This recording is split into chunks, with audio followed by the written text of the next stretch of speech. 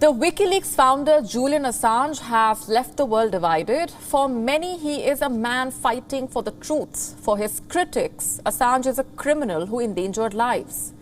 Since 2012, Assange has been on a run trying to escape an extradition to the United States, and as of today, he is one step closer to it. British Interior Minister Priti Patel has approved the extradition of Assange. This brings his long-running legal saga closer to an end. Assange can now appeal to the London High Court. The court must approve his appeal for a challenge to proceed. Even if the High Court refuses to uphold it, Assange can take his challenge to the UK Supreme Court. But if his appeal is rejected, he will be extradited to the US within 28 days. Julian Assange founded WikiLeaks in 2006. He created an internet-based dead letter drop website, which means leakers could drop any classified or sensitive information. In April 2010, a leaked video from a US helicopter emerged on WikiLeaks. The video showed an airstrike by the US military, one that killed civilians in Baghdad. Again, after nearly 3 months, about 90,000 documents carrying US military reports on Afghanistan war were released.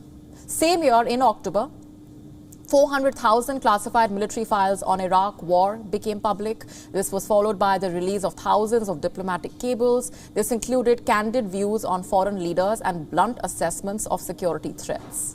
In 2012, a ruling said that Assange could be extradited to Sweden. So Assange took refuge in Ecuador's embassy in London. The left-wing president, Rafael Correa, granted him asylum in August. But things changed in 2019. Ecuador revoked his citizenship on the 10th of April. The very next day, he was dragged out of the embassy in London. In January last year, a London court blocked his extradition. But in April, the court ruled that he can be extradited. Now, the Interior Minister, Priti Patel, has also approved his extradition request. Currently, the WikiLeaks founder is still behind bars. Earlier, the US State Department charged Assange with violating the US Espionage Act. This is for publishing military and diplomatic files in 2010. He faces up to 18 charges, 17 of which fall under this act. And if convicted, he faces jail terms of up to 175 years.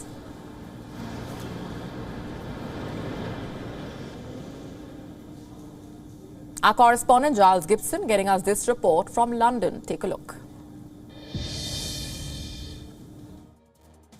Under UK law, Julian Assange has 14 days to appeal this decision once he has been notified it. And almost immediately after the Home Office here in London made this decision public, we saw WikiLeaks, the organisation, putting out a tweet saying that Julian Assange will go forward and appeal this decision. They said that today is not the end of the fight. It is only the beginning of a new legal battle. Now, under British law, Julian Assange can challenge this decision, can appeal it at the High Court here in London. If he's not successful there, he can then potentially take his case up to the Supreme Court here in the UK. However, if he is not successful with any of these avenues, any of these appeals, then he will have to be extradited to the United States to face these charges within 28 days. WION now available in your country. Download the app now. Get all the news on the move.